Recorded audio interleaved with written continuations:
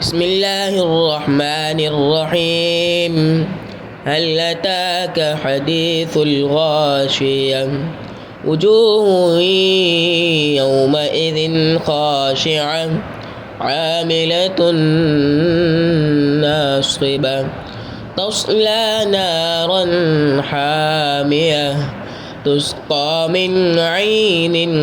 آنية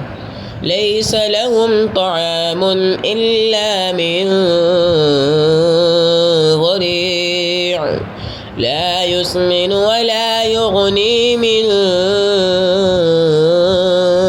جوع وجوه يومئذ ناعمة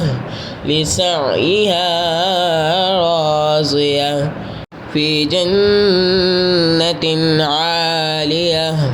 لا تسمع فيها لاغية فيها عين جارية فيها سرر مرفوعة